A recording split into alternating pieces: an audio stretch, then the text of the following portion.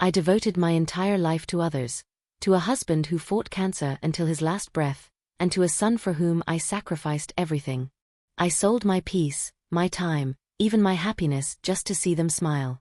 But on the very day my husband's funeral took place, my son demanded something from me that I could never give. And when I refused, he pushed not just my body, but my faith, my blood, and my very existence. In front of everyone. My name is Gloria Bennett, and I'm 55 years old. I live in Portland, Oregon, in the same house my husband Robert built with his own hands over 30 years ago. It's a simple, one-story house with a white fence and a porch swing that creaks when the wind passes. Most evenings, I used to sit there with him, watching the sky turn gold, talking about nothing and everything at once. But now, that swing moves on its own, as if trying to remember those conversations for me.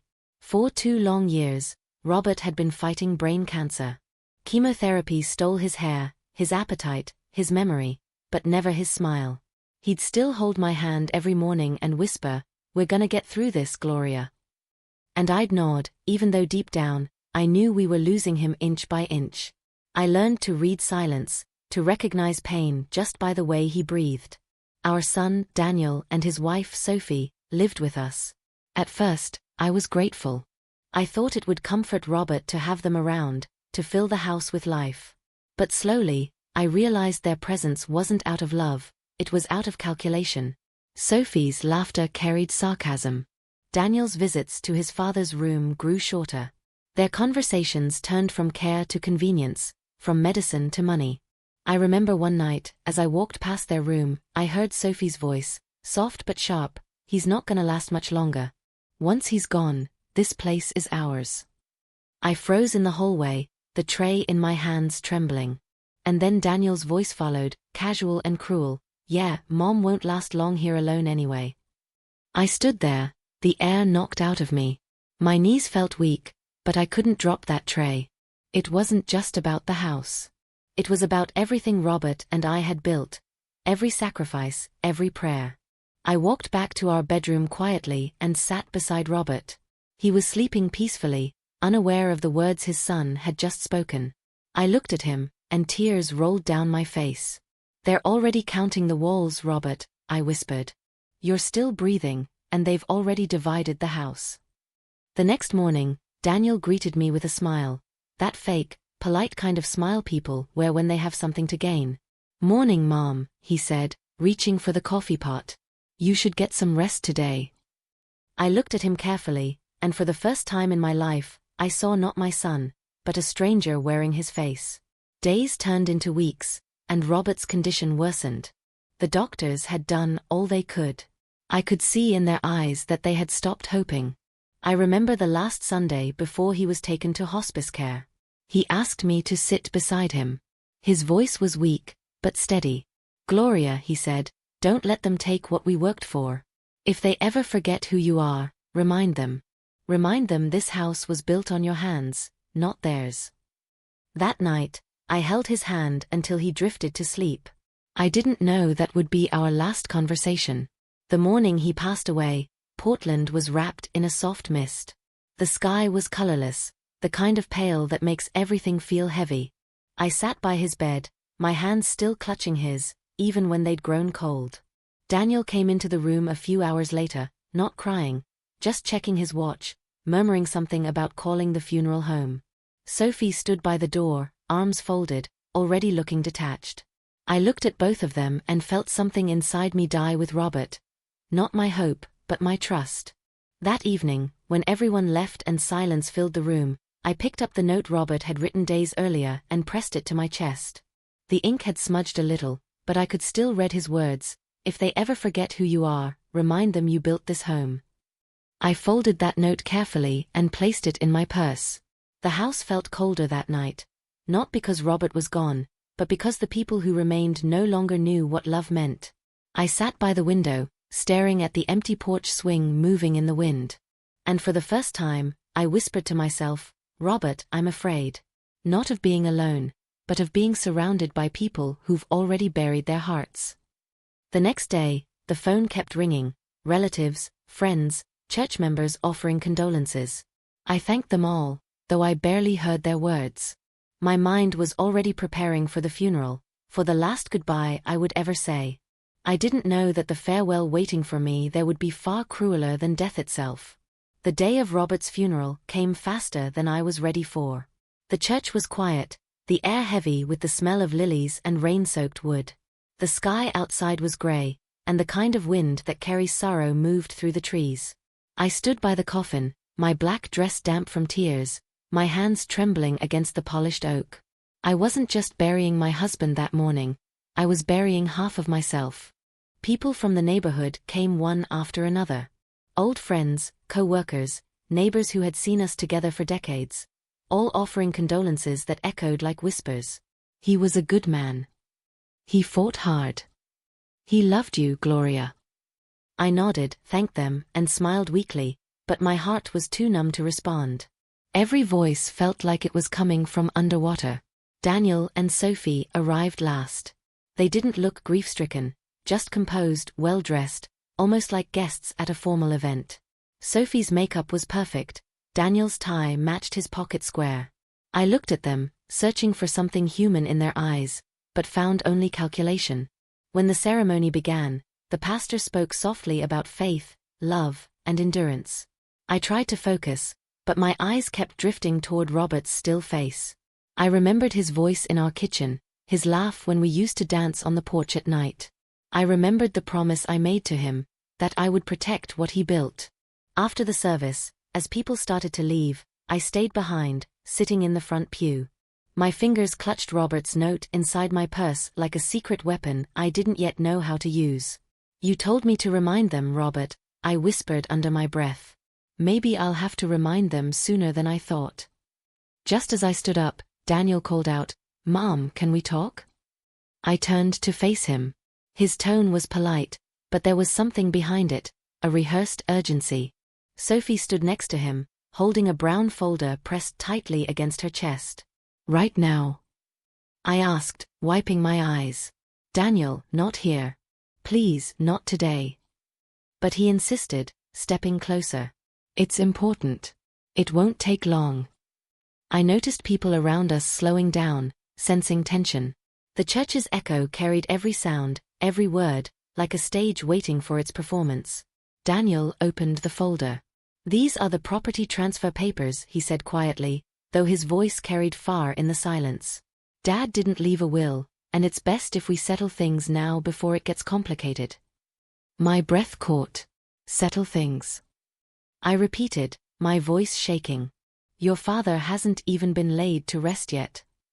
Sophie's eyes rolled slightly. It's just paperwork, Gloria. You can't manage everything alone, and this house is too much for you. We're only trying to make things easier. I felt something inside me ignite, a mix of disbelief and heartbreak. I looked around and realized that people were watching us, frozen in place, eyes wide. Some had their phones out, maybe by habit, maybe by instinct. The pastor, sensing discomfort, took a step forward, but I lifted my hand slightly to stop him. I looked straight at my son. You're talking about deeds and signatures, while your father lies in front of us. Have you no shame? Daniel's face hardened. Mom, this isn't about shame. It's about responsibility. You can't keep holding on to things that should move forward. It's what Dad would have wanted. I laughed, not out of humor, but out of disbelief.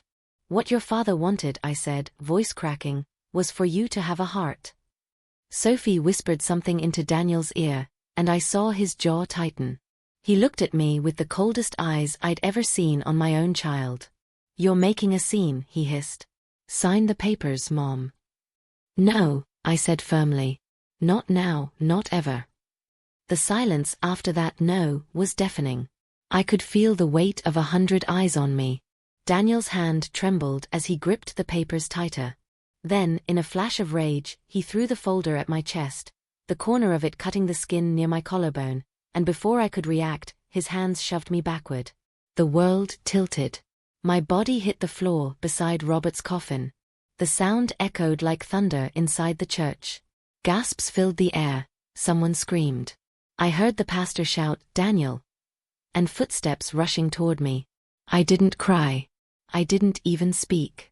I just stared up at my son, who stood above me, breathing heavily, his face pale with anger and fear. For a brief second, our eyes met, and I realized I was looking at a man I no longer recognized. He turned away, muttering under his breath, "I told you not to make this harder." Sophie grabbed his arm, whispering something, and they both walked out, their footsteps echoing down the aisle like the closing of a door that would never open again. 2 women helped me stand. My hands were shaking, my chest throbbing where the folder had hit me. One of the men who'd been filming earlier lowered his phone and whispered, "Ma'am, I'm so sorry. I got that on video. Everything." I nodded slowly, my voice breaking. "Thank you." The pastor came forward, his eyes filled with disbelief and sorrow. "Mrs. Bennett, do you want me to call someone?" I shook my head. "No, Pastor. He's already called upon himself what he deserves." I looked at Robert's coffin one last time and whispered, "You told me to remind them who I am. I will." Outside, the wind howled louder than before. People left in silence, whispering to each other, their faces pale, their hearts heavy. But inside me, something had shifted. A storm was forming, not of anger but of purpose. That night, I sat alone in my bedroom, bruised, exhausted, but alive in a way I hadn't felt in years. I took Robert's note from my purse, unfolded it, and laid it on the table. "If they ever forget who you are," it began. I smiled bitterly, tracing the faded ink with my finger. "Well, Robert," I murmured, "they forgot. But now, I'll make them remember." The next morning, the video had already started spreading through the community. People whispered, exchanged texts, and a few even came by to check in on me. But I could see it in their eyes, that uncomfortable mix of pity and disbelief. Nobody knew how to comfort a mother who had been humiliated by her own son, not just privately, but at her husband's funeral. I stayed quiet that entire day. I didn't answer the phone. I didn't open the door. I sat by the window, staring at the rain dripping from the roof, hearing it hit the porch where Robert and I used to sit every evening. The house was still filled with his things. His slippers by the bed, his glasses on the nightstand, his jacket hanging on the chair. Every corner reminded me of love, but now that love had been stained by betrayal. When the pastor called later that evening, he sounded hesitant. "Gloria," he said softly, "I need you to know that several people witnessed what happened yesterday, and one of them recorded it clearly. It's being shared online." I closed my eyes. "I know," I whispered. "It's already reached me." He paused before saying, "You don't deserve this kind of pain." "No," I replied quietly. "But sometimes pain is the only way truth finds a voice." That night, I couldn't sleep. I kept hearing Robert's words, his calm voice echoing from that last conversation. "If they ever forget who you are, remind them." He had known, somehow. He had sensed what I didn't want to believe. The next morning, I gathered every ounce of strength left inside me. I showered, dressed, and took out the folder Daniel had thrown at me. It was bent and smudged with dirt from the church floor. When I opened it, I saw what I already expected: property transfer papers. My name nowhere in the new deed. Just theirs. My own son had already signed his part. It wasn't just greed, it was preparation. By noon, I made a decision. I wasn't going to cry anymore. I wasn't going to beg. I picked up my phone and called a number I hadn't dialed in years. Emma Ross. Emma and I had been friends in our youth. She had gone to law school, and I'd chosen marriage and motherhood. Life had taken us in different directions, but she was still the same person who once told me, "Justice isn't loud, Gloria, it's patient." She picked up on the second ring. "Gloria." Her voice softened. "It's been years." "Emma," I said, my throat tight. "I need your help. It's about Daniel." When I told her everything, about the funeral, the push, the video, she didn't interrupt once.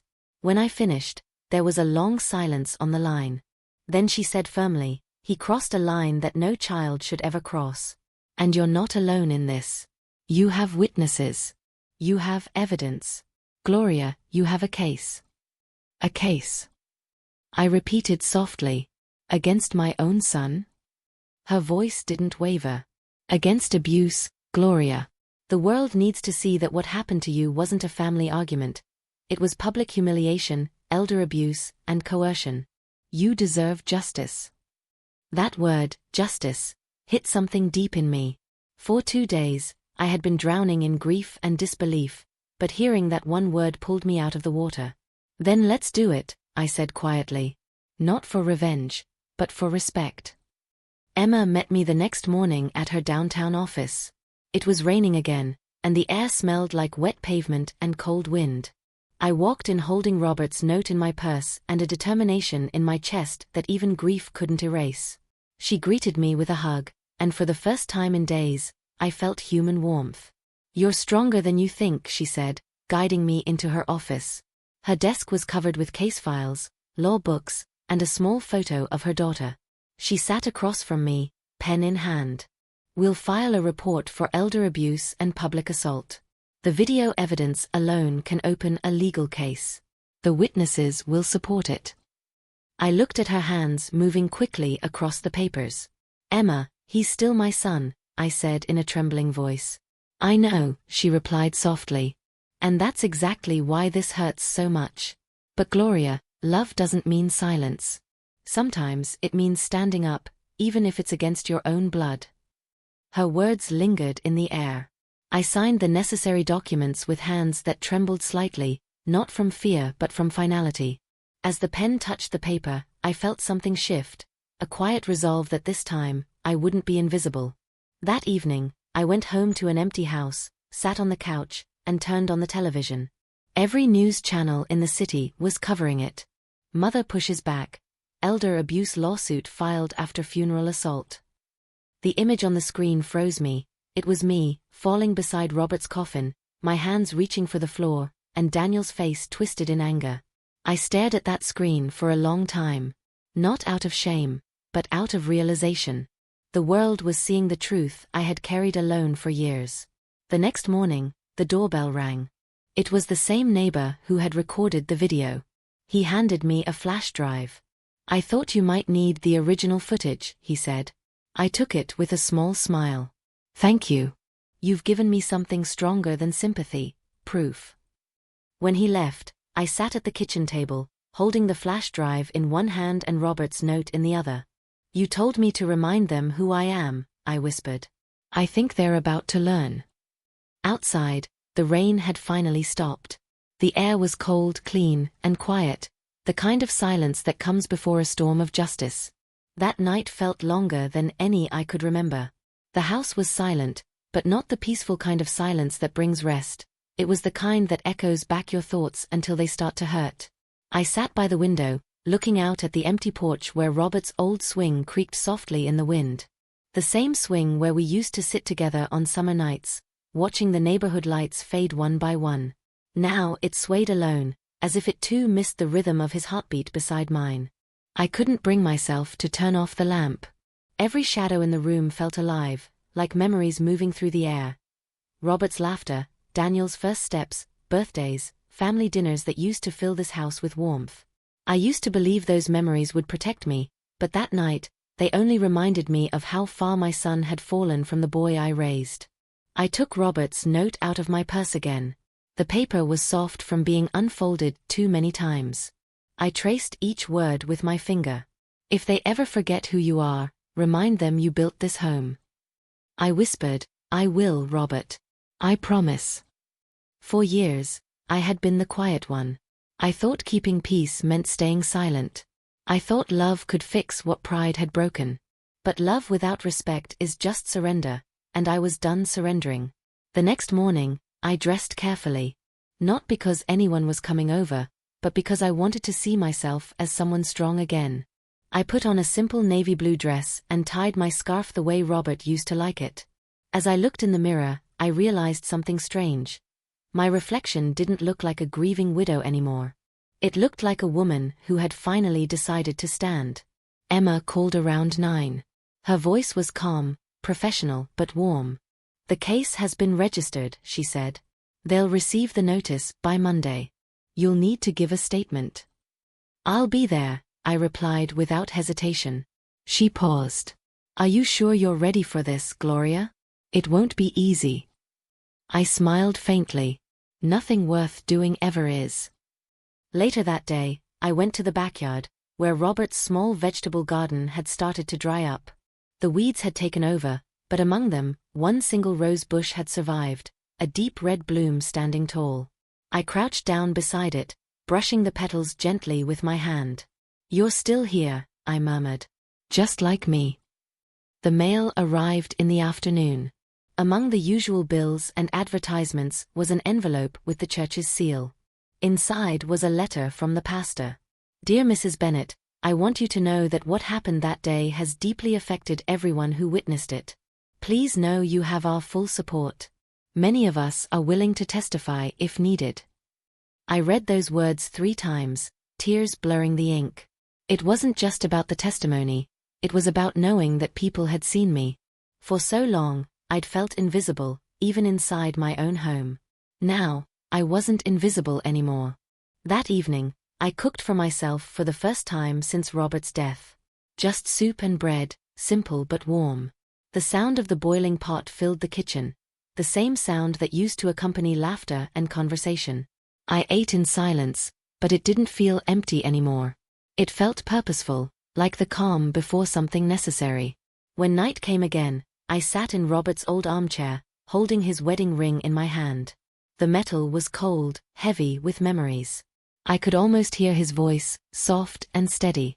"You've always been stronger than you know, Gloria." I whispered back, "Maybe I finally believe it." Before going to bed, I made a list in my notebook, not of chores or groceries, but of truths I had ignored for years. Love without boundaries becomes abuse. Silence doesn't protect you, it protects the ones hurting you. Dignity is not negotiable. I built this home. Writing them down felt like reclaiming pieces of myself. Each line was a promise, not to anyone else, but to me. The next morning, I woke up earlier than usual. The sun was breaking through the clouds for the first time in days. Light fell across the living room floor, illuminating the family photo on the wall. Robert smiling, Daniel as a boy standing between us. I touched the frame gently and said, "I loved you both more than myself. But now, I need to love what's left of me." I poured a cup of coffee, opened the window, and took a deep breath. The world outside looked different, not softer but clearer. The path ahead would be hard, courtrooms, questions, judgment. But I wasn't afraid anymore. As I stepped outside, I saw Mrs. Jackson, our elderly neighbor, walking her dog across the street. She waved and called out, "Gloria, honey, I saw you on the news. You did the right thing." I smiled, my throat tightening. "Thank you," I said softly. "It's about time someone did." That night, as the city lights flickered in the distance, I stood by the window again, the same spot where this story began. But now the silence didn't echo back my pain, it carried my resolve. I whispered into the night, "Tomorrow, they'll know who I am. Not the quiet mother they pushed around, but the woman they should have never underestimated." And for the first time in a long time, I slept without fear. Monday morning arrived with a kind of cold determination in the air. The clouds hung low over Portland, gray and restless, as if the sky itself knew what was about to unfold. I stood by the mirror, fastening the small silver brooch Robert had given me on our 10th anniversary. It wasn't just jewelry today, it was armor.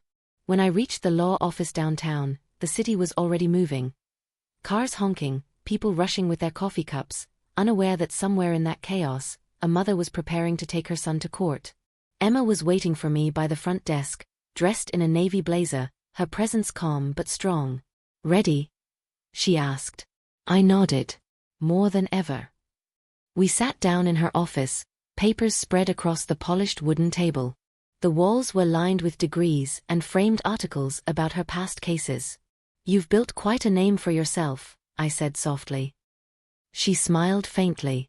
"Names are built the same way homes are, with patience and a lot of bruises." Then her expression turned serious. "Gloria, this case isn't going to be easy. The defense will argue that it was a misunderstanding, a moment of stress. They'll try to paint you as emotional, unstable, maybe even manipulative. Are you ready for that?" I looked her straight in the eye. "Emma, I've been called emotional my entire life. I've been told to stay quiet, to endure, to forgive, while people walked over me. If they want to call me emotional now, let them. It'll be the first time my emotions ever scared them." She smiled, that proud kind of smile a sister might give. "Then let's begin." The case was filed under State versus Daniel Bennett, citing elder abuse, public assault, and coercion for property. The video evidence, along with witness statements from the pastor and several mourners, formed the backbone of our argument. Emma's assistant, a young woman named Rachel, organized everything neatly into folders. She looked up at me as she worked and said softly, "Mrs. Bennett, you're very brave." I gave her a small smile. Bravery is what you find when the pain runs out. That evening, when I returned home, I found 2 letters in the mail, one from the church, offering continued support, and another from Daniel. It was short, handwritten, and cold. "Mom, this is ridiculous. Take back the case before it destroys the family's reputation. Sophie and I are willing to forget what happened if you stop now. You don't want this to go public." I read it twice, then folded it carefully and placed it next to Robert's note in my purse. I whispered, "You forgot, Daniel, it's already public." The next few weeks were a blur of preparation.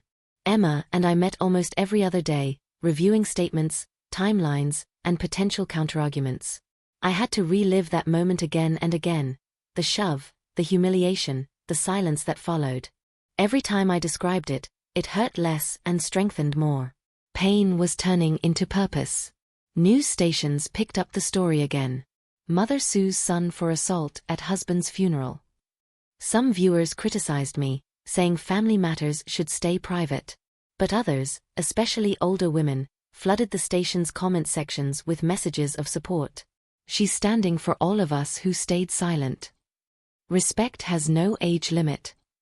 That son forgot who made him." Reading those words late at night became my quiet prayer. It reminded me that this wasn't just my fight anymore. It was for every mother who had ever been told to endure in silence. Then came the first court hearing. The courthouse stood tall and cold, all glass and marble, intimidating in its stillness. When I stepped inside, the smell of paper and polished wood hit me, the scent of justice and fear. Daniel was already there, sitting at the defense table with his lawyer. He didn't look at me. Sophie sat beside him, her face pale and drawn, though I couldn't tell if it was guilt or anger. For a moment, I almost didn't recognize him. He looked older, heavier with arrogance. The judge entered. The gavel struck. The courtroom fell silent. Emma stood up first, her voice steady. "Your Honor, this is not merely a case of property dispute. This is a case of humiliation, violence, and coercion. A grieving widow was assaulted by her own son during her husband's funeral, in front of witnesses, and that act was captured on video. We will show that this was not an accident. It was entitlement turned into abuse." Daniel's lawyer rose next, trying to sound sympathetic. "Your Honor, my client was under emotional distress. His father had just passed away. He may have raised his voice or made a mistake in judgment, but there was no intent to harm his mother." Intent. That word echoed in my head. The intent was written all over his eyes that day, cold, sharp, unfeeling. Then came the moment when the video was played. The courtroom lights dimmed slightly as the footage began. I could hear the faint hum of the church organ, the whispering voices, and then Daniel's voice, loud and clear. "Sign the papers, Mom." I watched myself on the screen, standing tall, refusing. And then, the shove. The gasp. The sound of me hitting the floor beside Robert's coffin. A few people in the courtroom looked away. Even the judge's face changed, the kind of expression you wear when you witness something that shouldn't exist. When the video ended, silence filled the room again. Only the ticking of the clock could be heard. Emma turned to the judge. "Your Honor," she said softly, "the truth doesn't need my words. It just needed to be seen." I felt tears burn behind my eyes, but I didn't let them fall. Not here. Not now. The hearing ended with the judge ordering a full trial, citing strong evidence and witness credibility. As I left the courtroom, Daniel finally looked at me, not with anger but with fear. Maybe he had just realized that the same woman he once called weak had just become his reckoning. Outside, Emma put a hand on my shoulder. You did great in there, Gloria. I smiled faintly. No, Emma. We did great. Robert did great. Justice just took its first breath. That night, I lit a candle by Robert's photo and whispered, "You see, Robert? They're learning who I am." And for the first time, the flame didn't flicker. It burned steady like it agreed. The official trial began on a cold Tuesday morning. The air outside the courthouse was sharp and biting, the kind that cuts through your clothes and settles on your skin. I stood by the tall glass doors, watching people hurry past. Reporters, lawyers, strangers, each of them carrying their own reasons to be there. Mine was simple: dignity. Emma met me at the entrance, holding a small thermos. "Coffee," she said with a reassuring smile. "Strong enough to make courage taste better." I chuckled softly, taking a sip. "You always know what I need." Inside the courtroom, the energy was heavy. Cameras weren't allowed, but that didn't stop journalists from gathering outside, waiting to catch a glimpse of the mother who sued her son. I took a deep breath and walked in, feeling the weight of every step. Daniel sat across the room, beside his attorney. He looked restless, his tie slightly loosened, his eyes darting between me and the floor. Sophie sat behind him, her arms crossed, her expression unreadable. I wondered for a moment if she felt any regret, or if she was simply scared of losing what she thought was hers. The judge, Honorable Judge Harper, took her seat. She was a composed woman in her 50s, with sharp eyes that could see through pretense. When she looked at me, her gaze was not pitying, but respectful, the kind of look that told me she had seen pain before and knew its language. The trial began. Emma stood first. Her voice was calm, steady, but filled with conviction. "Your Honor, we are here today because of a moment that stripped a woman not only of her dignity but of her peace, a moment recorded for the world to see. We are not talking about a simple argument. We are talking about a public act of aggression toward a grieving mother, an attempt to pressure her into surrendering the home she built with her husband. This is not a matter of property. It is a matter of respect, justice, and truth." As she spoke, I felt something rise in my chest: pride, gratitude, and the faint ache of sadness that this moment even had to exist. Then it was the defense's turn. Daniel's lawyer stood up, adjusting his glasses. "Your Honor, my client has made mistakes, as all of us do in times of grief. He had just lost his father. He was overwhelmed, confused, and emotionally distressed. He never intended to hurt his mother. In fact, his primary concern was her well-being. The video may look harsh, but context matters. He simply wanted to manage family affairs responsibly." He turned slightly, gesturing toward Daniel, who lowered his eyes, pretending to look remorseful. I had seen that face before. It was the same face he used as a child when he lied about breaking something and didn't want to face the truth. Emma responded, calm but cutting.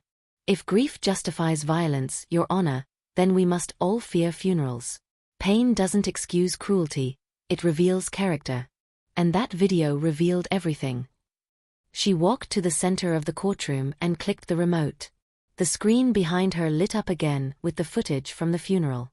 For a moment, I wanted to look away. Seeing myself fall beside Robert's coffin never got easier. But I didn't. I watched it, head held high. The sound of the shove echoed in the courtroom. Gasps filled the air, just like they had in the church that day. The judge's jaw tightened. Sophie closed her eyes. Daniel shifted uncomfortably, his face turning pale. When the video ended, Emma turned to me. "Mrs. Bennett, would you like to share your testimony?" I stood, my palms slightly trembling, but my voice steady. "Your Honor," I began, "I raised my son to know the meaning of respect, for people, for love, for himself. I never imagined I'd stand here one day because of him. That moment in the church wasn't about property. It was about power. He saw me as an obstacle instead of his mother. And when he pushed me, he didn't just push my body. He pushed away everything his father and I taught him. I'm not here for revenge. I'm here because silence is what allowed this to happen." The courtroom was quiet. Even the ticking of the clock seemed to stop. I could see the judge watching me, her eyes softer now, her pen resting still. Daniel's lawyer tried to cross-examine me, asking questions meant to twist my words. Mrs. Bennett, is it possible you misunderstood your son's intentions? Could it be that emotions were running high for everyone that day? I met his gaze and answered calmly, intentions are invisible. Actions are not. He pushed me, sir. You can call it emotion if you like, but the bruise it left didn't feel like love. The spectators murmured quietly. Emma's lips curved into a faint smile. When Daniel was called to the stand, I felt a coldness sweep through the room. He avoided my eyes as he spoke. His voice wavered at first, but then grew firmer, practiced. I didn't mean to hurt her, he said. I was upset. My father had just died. I just wanted to handle things quickly before my mother got overwhelmed. It was an accident. I didn't push her hard. Emma rose. Accident? She asked, her tone sharp but controlled. Then why did you tell her, and I quote from the video, sign the papers, Mom, moments before the shove? Why were property documents brought to a funeral if your intent was compassion?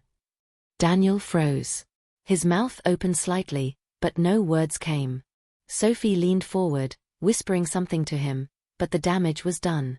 Everyone in that courtroom knew it.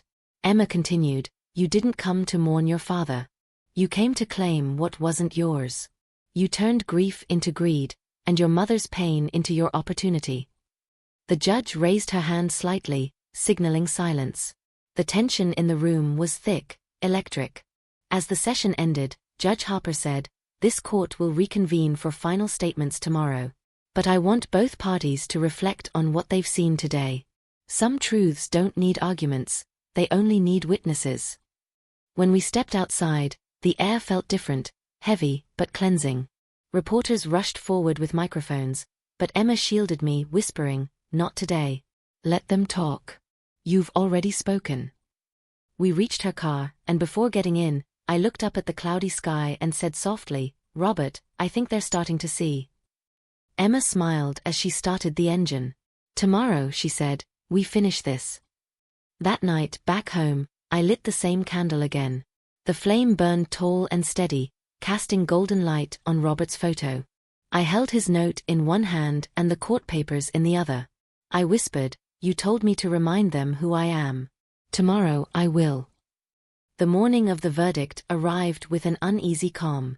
The sun struggled to break through the heavy gray clouds that hung low over Portland, and the streets were slick with early rain. I stood in front of the mirror, adjusting the same navy blue scarf I had worn since the first day of the trial. It had become a quiet symbol of strength, something constant through all the chaos. As I looked at my reflection, I thought of Robert. I imagined him standing behind me, his hands gently resting on my shoulders, whispering the same words he used to say before every difficult day, you'll get through this, Gloria. You always do.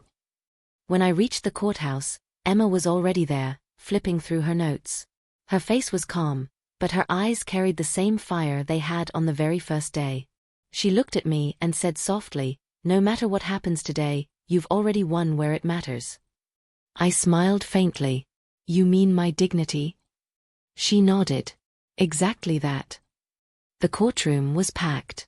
Every seat was filled, reporters, neighbors, church members, and a few unfamiliar faces who had followed the story online. It wasn't just a trial anymore, it had become a lesson. A reminder that love doesn't excuse cruelty. Daniel and Sophie entered shortly after.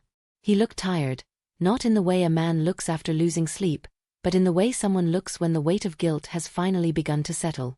Sophie's expression was blank, her eyes fixed on the floor. Judge Harper entered, and the room fell silent. The sound of her gavel was sharp, echoing through the courtroom like the final strike of fate. Court is now in session, she said.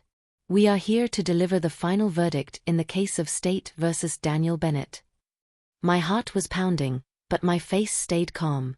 I had already cried all the tears I had. What was left in me now wasn't fear, it was acceptance. The judge looked through her notes for a moment before speaking. This case has reminded us all of something painful yet necessary, that family does not place anyone above the law. The evidence presented leaves no doubt about the events that occurred during Mr. Robert Bennett's funeral. The video footage and witness testimonies clearly demonstrate that the defendant, Daniel Bennett, acted with deliberate aggression and intent to coerce his mother into transferring property. Daniel's lawyer tried to interject, but the judge raised her hand firmly. "Sit down, counselor," she continued, her tone measured and clear. "This court finds the defendant guilty of elder abuse, public assault, and coercion for property. The act was not a mere lapse in judgment, it was a conscious violation of moral and legal responsibility." The air in the courtroom grew heavier with each word. Daniel's shoulders slumped. Sophie turned pale. The judge leaned forward slightly. "A house can be rebuilt. A life can be repaired. But trust once broken may never return. This court sentences Daniel Bennett to 6 months in state custody and 50 hours of community service. His wife, Sophie Bennett, is found complicit and will serve probation with mandatory counseling for emotional misconduct." I closed my eyes for a brief moment, not to celebrate, but to breathe. It felt like the first real breath I'd taken since Robert died. The judge's voice softened. "Furthermore, the ownership of the Bennett family home is hereby reaffirmed in the sole name of Mrs. Gloria Bennett."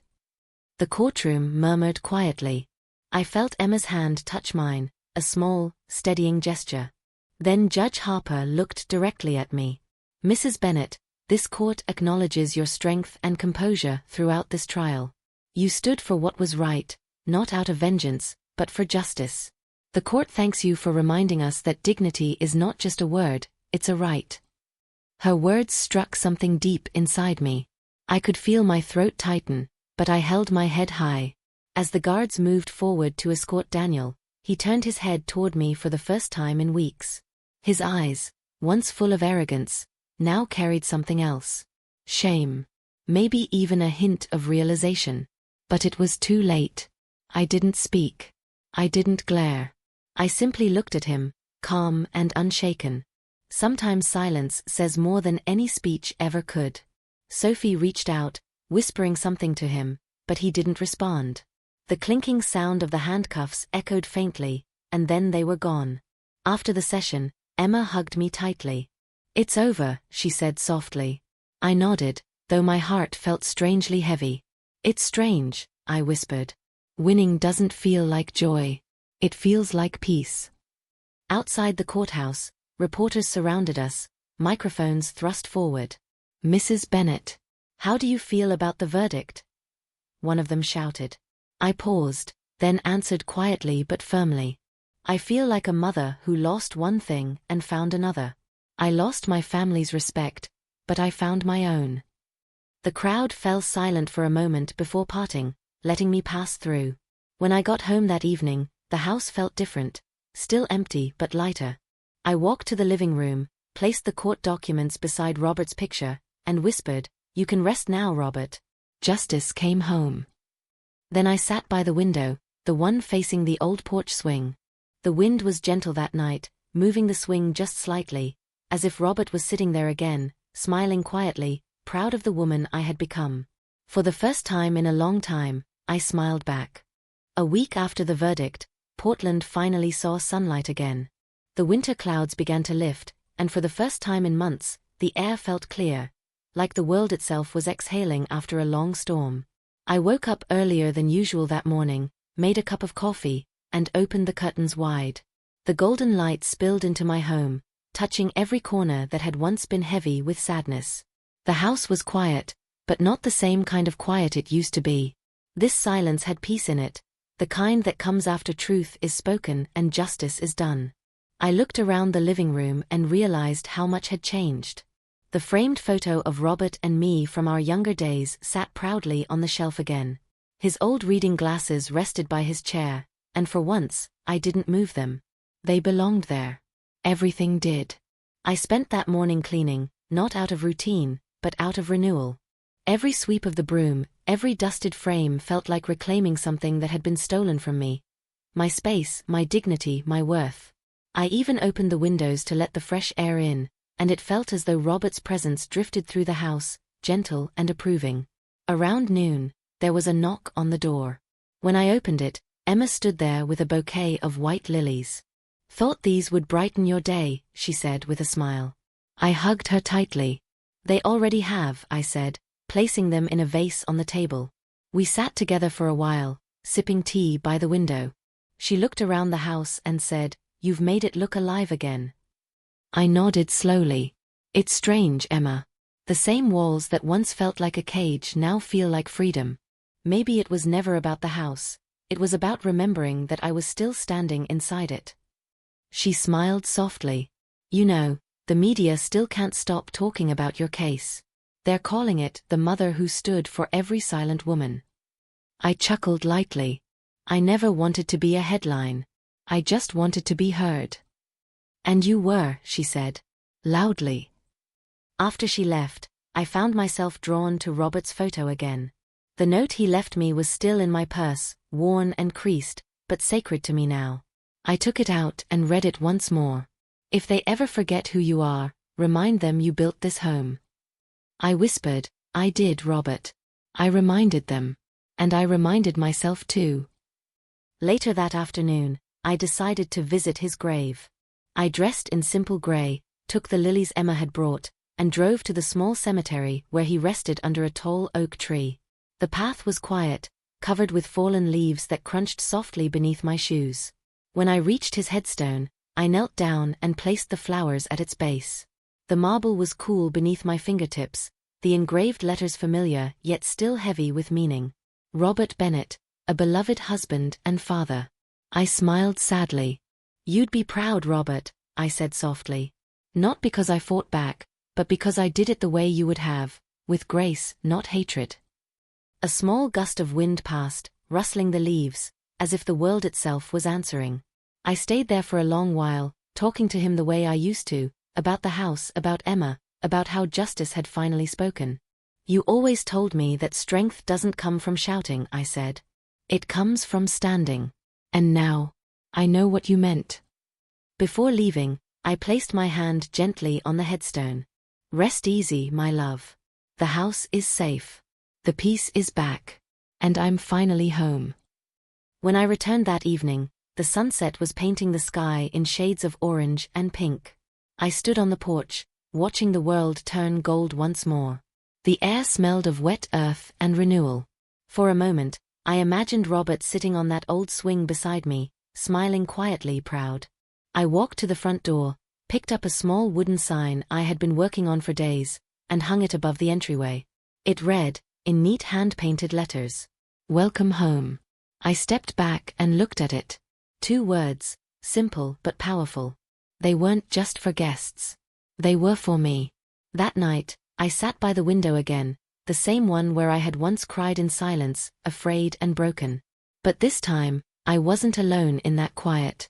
The house, the wind, even the stars seemed to listen as I spoke softly to myself. When silence grows too heavy, it becomes the sound of justice.